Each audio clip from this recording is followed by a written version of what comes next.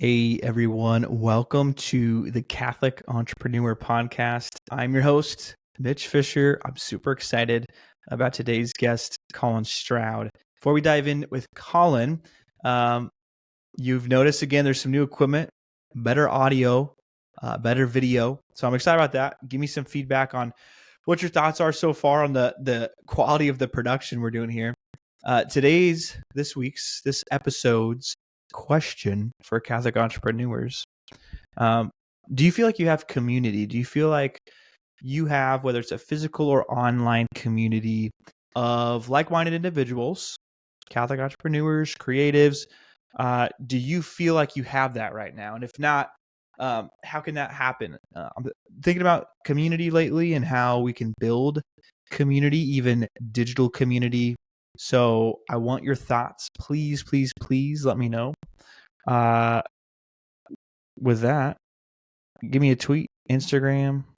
I want to hear your thoughts on that. But we have today's guest, Colin Stroud. Colin's a husband, father, and a Catholic. He attended Ave Maria University, where he met his wife, Anne Marie. He works full-time for a real estate investment firm and runs an award-winning travel consulting business on the side. He's passionate about travel, fitness, pickleball, and family. And his goal is to empower every family that thinks travel is unattainable to take one epic vacation a year using credit card points. Without further ado, we'll bring on Colin. Colin, how are you doing? Hey, Mitch, I'm doing great. How are you today? Good. Thanks for joining. Why don't we start off? Just tell us a little bit about yourself and some of your projects you're working on. Yeah, I got a couple things. I work full time. I'm in a real estate job right now, which I really enjoy. But yeah, I'm doing some stuff on the side, trying to live the entrepreneurship life a little bit. And so I Yeah. basically got kind of obsessed with travel rewards with credit cards. And so basically trying to do everything I can to kind of master that game. And so as I've kind of learned it for myself and implement it for my own family, what I'm doing now is teaching people. So I have a little education business primarily through LinkedIn. Like I share there, I have a newsletter, and I'm trying to Mhm. teach people kind of how they can take free vacations, how they can use these points to really help them. So it's pretty exciting for me. And travel's always been a huge passion. Absolutely. What started it? Obviously, you enjoy travel. What made you think I want to educate other people on how to kind of hack credit card points? Because I think that is a huge thing right now. Like there's a lot of opportunity there, a lot of families who want to travel and trying to make it happen. What kind of prompted you to start educating others on it? Yeah, I mean it's one of those things that like when you learn something that's really interesting, you have to share it. You want to tell like immediately you call your dad, you call your friends or whatever, and you just say, hey, you wouldn't believe what I found. And so, when I found like there's these flights that are $900 and I can get them for a fourth of the value. I can get them for 20,000 points, which is the equivalent of $200. So it's like I couldn't even really believe what I was learning. And as someone who's always wanted to travel, but um, it turns out it costs money to do it, and it can be difficult. It was too hard. It was hard not to share. And so yeah, I mean, it was just like I just got to share this with everybody. And then I was like, oh, I could actually charge people because I have real knowledge here. I can give them real value. So that's where I was doing a lot of free calls, and I was thinking I should charge people. you know. Absolutely. Good. Well, give us a little bit of background on you. What's some of the things that you've done in the past that's led you to this moment, and tell us a little bit about how you kind of balance your job and um, doing this on the side. Yeah, a little bit about me. I'm from Fort Wayne, Indiana. And I went to Ave Maria University down in South Florida. So I'm sure some of your listeners are familiar with it. And I met my wife there, and we got married actually before I graduated. And we had a baby even before I graduated. So we were on the fast track. And yeah, and since then I've had two different jobs and was working in a life insurance brokerage firm and enjoyed that. But yeah, now working for this real estate company, and as I've kind of struggled to maybe find like this invigorating passion in my kind of day job, like starting my own kind of thing made sense of like this project to really put my mind into it. Maybe there's not that much time. Maybe it's only 20 minutes at 10 p.m. or at 5 a.m. But really put my put my creative energy into something that's my own. There's nothing wrong with being an employee. I think it's a great thing. It's the right thing for most people, but to kind of have my own thing was amazing. So, balance is hard, and there's really no such thing as balance, right? It's probably a good lesson I've learned is sometimes, I've been way over focused on my travel stuff and writing and trying to get stuff out and booking calls or whatever. But, and I get, maybe slack off on my actual work, or slack off with my family, slack off with doing the dishes or whatever it is. And so I kind of have learned that there is no balance, but I'm okay with that there's going to be ebbs and flows of everything.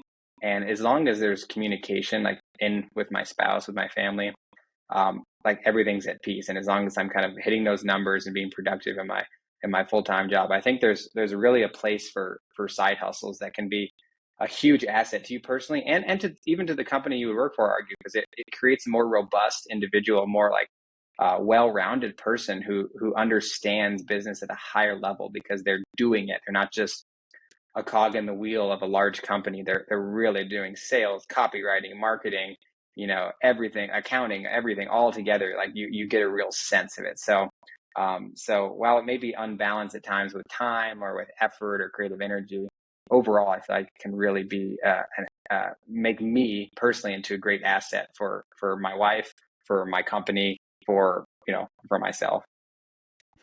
I absolutely agree with that. Like, I Yeah, think we're seeing so much more of that right now, like the gig economy, and I absolutely agree. It's so fun to talk with people who are doing things like that, who are pursuing passion projects, even if it's not their full time thing, or side gigs or side hustles and things like pursuing something that they're interested in and producing content around it.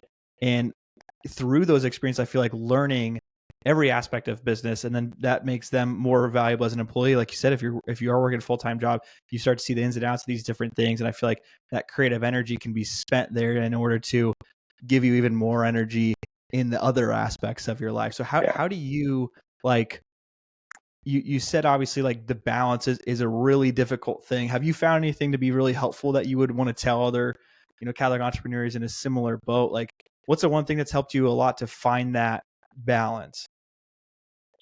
Yeah, I mean, there's a lot of things really, but structure is always going to be key. So if you just, for example, if you're on social media, DMs are probably a part of your business. Like you're hoping to attract people through DMs.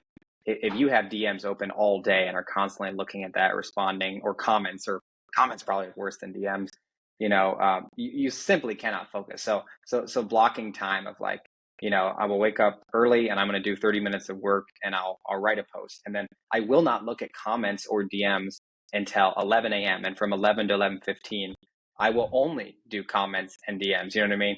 And so when Mhm. I can't say I've been perfect on that, but when I have implemented those kind of rhythms, it's so good because it's structured. So it's not, oh, I'm trying to finish this email to somebody, but I'm also just going to check DMs. That doesn't work. And you end up failing both masters. And it just is not a good thing. So, yeah, so balance is challenging, but and then at the end of the day, you got to know when to turn it off. You can keep working at night when you get excited, but that's not going to be good for your sleep, and that's not going to be good for your next day. And then, and ultimately, like it has to be ordered to your life and to your family and to your faith. So, like, if you're not praying because you have too much work on your side hustle, then you're missing the point. Like you can't you're not living a better Christian life because like you have a side hustle and you're a business person.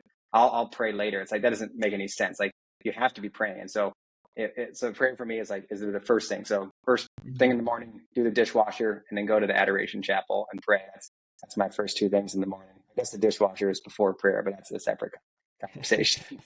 So yeah, like that's kind of like that balance, and structuring things that way is what really makes it work for me. And my wife honestly is on a similar kind of schedule doing her own thing. And so we both kind of work through that together. Definitely. Definitely. Dive in a little bit about your business. So you said LinkedIn is a huge uh, like engagement driver for you. What is what would you say is like how you deliver your product and your education to people? Like, walk me through what it looks like. Yeah, I mean it's really simple and small, and it's lean right now, and I have a lot of ideas for it, but everything just takes time. So it's as simple as this: like I've been creating content on LinkedIn, basically posting every day for since May of last year. And so it started with some more vague things and then kind of honed in on the travel, which I've always been interested in. And I've kind of just tried to identify myself on there as the travel guy, and that people, have come to me with questions. And so the business is simple, is that I just share free content daily on LinkedIn. And every Friday I have a newsletter called Go Somewhere, and just kind of gives you two great, high value tips of whether it's an idea for a trip or a new deal that's out or a new credit card offer you could use to get 6 nights in a hotel in the Caribbean or whatever it is. I just try and pump out free content, give everything away. And then knowing that some people, not most people, some people will see that free content and say, I really want more. I need help to understand this. And so that's when they almost always comment, or they'll DM me and they'll say, I just want to understand this more. And that's where I have two simple offerings. I offer a paid consult call, just a travel hacking 101. So we just go through the absolute basics. And in 1 hour, I set you up, here's everything you need to know to kind of get started on your own. And I guarantee you that I said, if you don't save $750 on your first trip after this call, then you get a full refund. And I've been charging $150 for that. So it's kind of a no-brainer on the fee. And at the end of the day, people are saving much more than that. That's kind of my minimum. It's like you just did a kind of a terrible job and didn't learn anything I taught you. You're going to save more like 1,000, 1,200 plus. And so that's offering one, is that travel hacking 101 call. And then the second one, it would be a little bit more advanced for people who don't necessarily want to learn everything, but they say, I have 100,000 Chase points and I really want to take my family to Rome. How do I do that? And that would be, I just kind of plan everything. So I say, I get the points you have. Here's how you can do it. Here's the airline. I'll literally send you all the information and you just need to book it yourself, because you're not going to give me your bank login. But I basically just do it all for them and say, here's how you do it. So that trip consultation and that kind of one-on-one call. So it really is just an education business. So, and that's done through Zoom, Zoom call, we get on, we record it. I send them a follow-up email with notes. And I'm just simply an educator, but it's actually amazing. I don't want to say just, because people are so hungry to learn.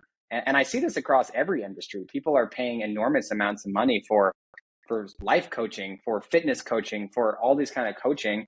And if you are someone who has knowledge, whether it be this random thing I'm doing, like credit card rewards, or how to get a 6-pack, whatever it is, or even how to pray, there is a marketplace out there for you if you share your ideas for free, like I do, and then people just come to you and you just simply create a paid product around the questions they're asking you every day. So that's all I've done, is people just kept asking me, I just need more help. And so I'm like, hey, let me just put it together in one place for you. So that's the main thing that people are interested in. And that's kind of how the business works. And it's really no more complicated than that. And it's not full time at all right now, but it's certainly scalable, I think. And the scalability would easily be, you get 3 people in a call rather than 1, and you're doing more of those calls. And so it's exciting to see where that could go. Definitely. It sounds like you got a great system going. Let's get super tactical with LinkedIn, because I think LinkedIn's a huge opportunity right now for a lot of businesses and entrepreneurs. What's your advice for people regarding creating content on LinkedIn? What's working for you? What's something super practical someone could take away? Yeah. Well, LinkedIn's funny because, it's sometimes you have the posts, or people think of it just as a job platform, right? And I would say my first thought would be, if your college professor told you LinkedIn is a job platform, just take that advice and kind of throw it out the window, because it is no longer that. It was maybe in 2014, but so much has changed. And LinkedIn really is a hot content creation platform. It's a place for thought leadership. It's a place to share ideas. And Twitter has that too, and Instagram has that to a different amount. But LinkedIn is special because it's a lot of people. It's got the highest average income of any other social media. And it's a lot of people who are there to learn, who are there to focus. There's no funny cat videos. There's no reels like Instagram, weird stuff on Twitter. It's pretty focused. And so knowing that that's your audience, there's no messing around. You can just write and just be real and be yourself. And that's really what I think I've done is I've shared personal stories. I've shared I've shared business stories. I just kind of bared it all. I shared a story of the time of the most money I've ever lost in a investment mistake 3 years ago. it's pretty raw and it was pretty painful to share, but like I just try and be real. And I think people like that because on all social media, but especially LinkedIn, there is a level of maybe corporatism, whatever. I don't even know what that means per se, but people are too stuffy. They're too, congratulations on your new endeavor. It's like, no, no, no, we're humans. Like, be real. Yeah. And the people who are successful on there, if you would just go look at the top, all these accounts that are getting a ton of engagement, they're real. And their hooks say, my wife and I got in a fight last night, and here's what I learned. And not that I've done that, I wouldn't necessarily say that, but Mhm. people, like, my point is that people share real human stuff on a really practical level. Like, you got to master what it is to write a hook. You got to study what other people are doing. Those first two lines, they're so important. They can't be fake. They can't be, here's how I won $1 million. And then you say, just kidding, it was 100. That's Mhm. silly. You have to have a real hook. And so I've really played around with that and studied other creators that are doing better than me and try to find ways to really grab people that's not fake, that's not sensationalism, that's like real, that brings them into my content. And then that content, after the hook, they click see more to see it. It really has to deliver and it has to show value. And so every one of my posts, I try and if I'm not telling a personal story that's just sharing, some people like, then I want to make sure that it's absolutely delivering value. That someone could take this post and save hundreds of dollars on the next trip. So in my head, like, every post has got to be worth hundreds of dollars to somebody out there. And I think that across every industry, across every niche, that's very possible if every post has that. Yes, I love that. I love that a lot. I think, yeah, I found I'm trying to do more on LinkedIn with my job just to for those exact reasons. I feel like there's so much opportunity with creating content. So many people, many more people are consuming on there than creating right now, which is a good Oh yeah. opportunity. Well, the numbers You've are so mentioned like, skewed, they say. yeah, I mean, it's like it's crazy. Like I think I've heard people talk about how they feel like it's how Facebook used to be, whereas there's Oh yeah. more people consuming than creating on there. So it's an opportunity for everybody.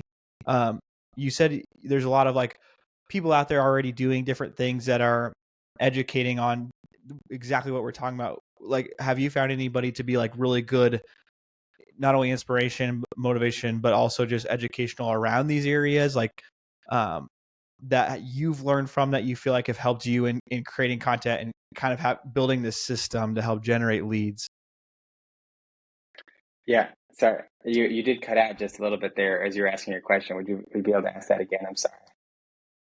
No, yeah, no worries.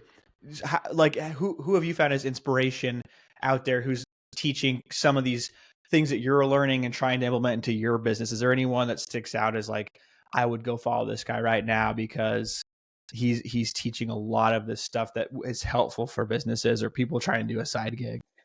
Yeah, I mean, there's some big names out there like Alex Hermosi, which I'm sure you've heard of, obviously huge. He really, I feel like, taught me to be like that, give away just everything for free, and the people will come and want to pay you. Um, he's a great person. He's got awesome books. Dan Coe is, or Dan Coe, however you say it, is a really, really amazing person. He's on LinkedIn. He's big on every social media, YouTube. And his kind of shtick is all about that one person business, that's scaling a one person business to over $1 million a year and teaching you all the details of how to do that. He says that the most important skill in our age is writing, is learning how to write online.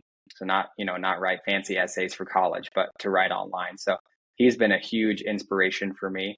I have not paid either of these guys for any of their paid stuff, just their free content.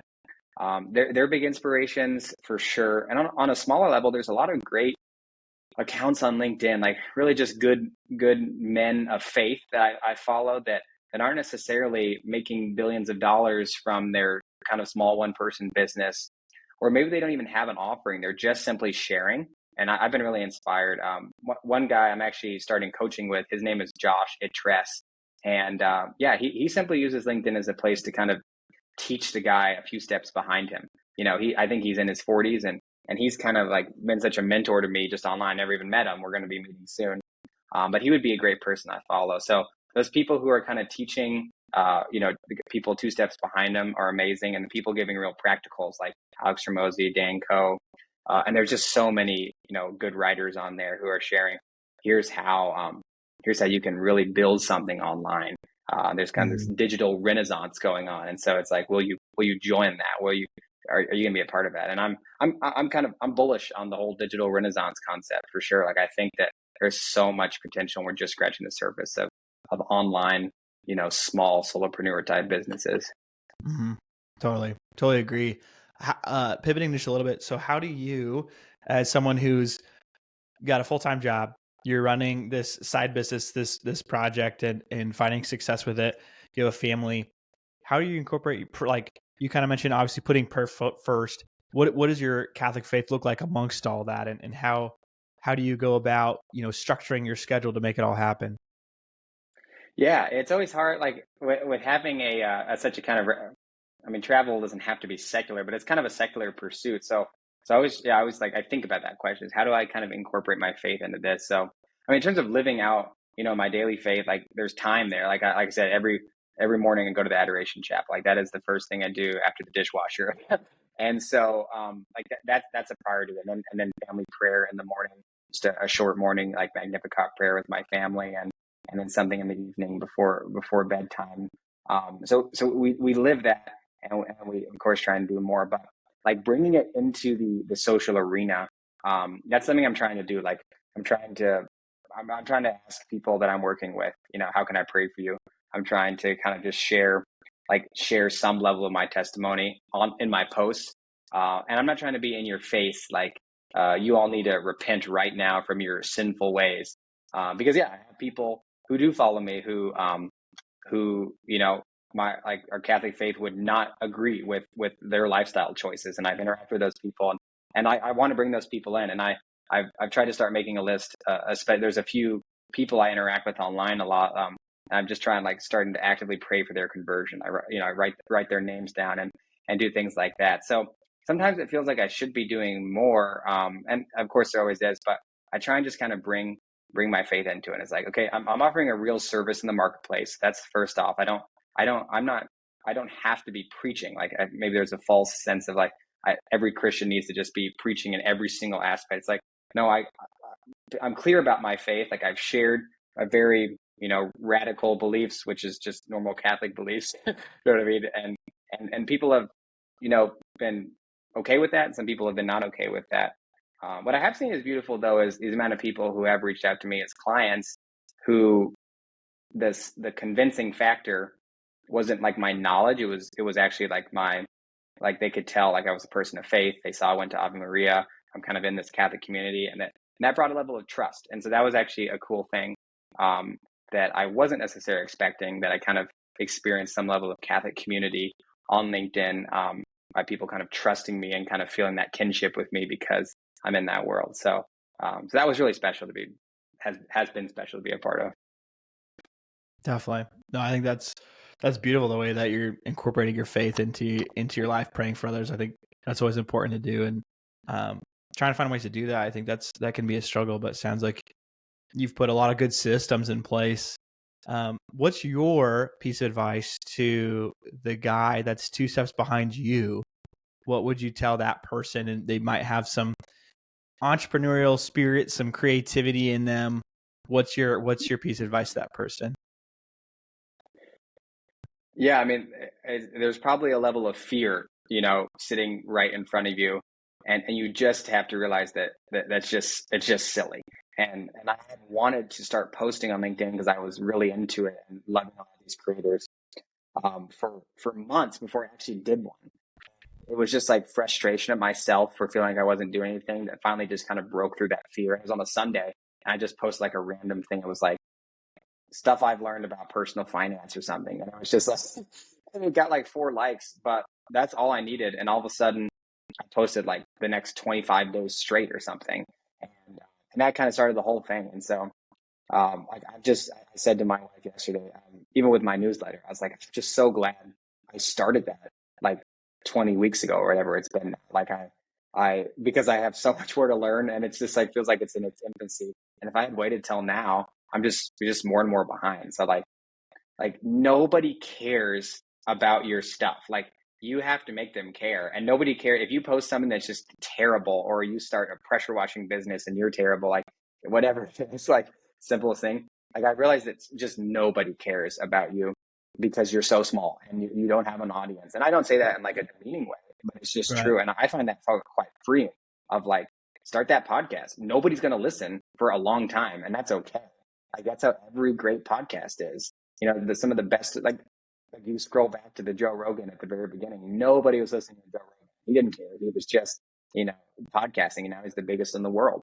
And that's how so many of the other ones were. So just start, you know, I'm not the first person to say that. It is so obvious. Like I so wish that I could go back, you know, to me and just be like, what are you afraid of? Like, why aren't you starting?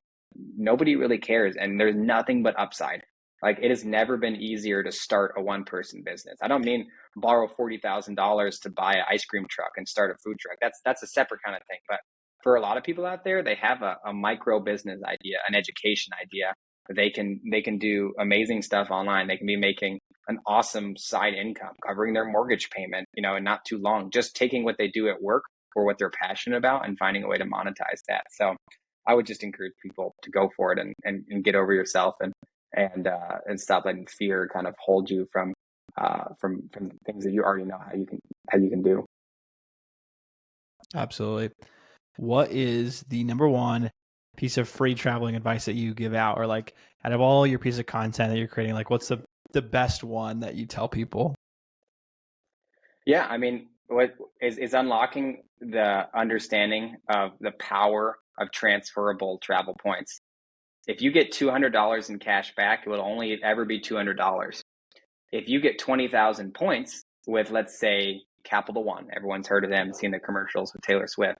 If you get 20,000 points, which is the equivalent of $200 of cash back, you can transfer those capital. But one example I was just looking at this morning with someone, you could transfer those Capital One points, 20,000, to Air France, right? A French airline, and you could get a $1,000 price flight from America to Paris this summer, in the peak summer during the Olympics.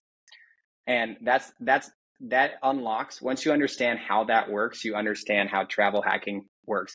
It's taking bank points, Chase, Capital One, Citi, Amex, transferring them to airline or hotel partners to get enormous value. There's this arbitrage, there's a gap between what the banks charge and what the actual hotel airline loyalty programs charge.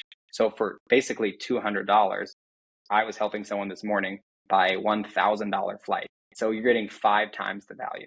So once you understand the million iterations of that, you realize like, oh my gosh, I can literally go take, and I just did this in January, like a $5,000 trip, and for the price of, you know, for about $1,400, you know, like you can really find the Yeah. value. So once I understood that, it kind of blew my mind. So my advice to you, if you've never heard of transferable travel points, look that up online right now, or go to my LinkedIn and I can explain to you how it works, because you're probably going to be a little confused. Once you understand how transferring points works, your mind's going to be blown and you can go a lot of places. Dang, that my mind's blown right now. I think that's like a huge unlock. I feel like we don't do a whole lot of traveling. Obviously we want to do more traveling, but and that's part of, we have a Capital One card. So can you transfer, this is just a personal question, can you transfer Yeah. Capital One points to like a Marriott account? Is that easy to do? Do They you don't know? they don't go to Marriott. American Mm. Express goes to Marriott.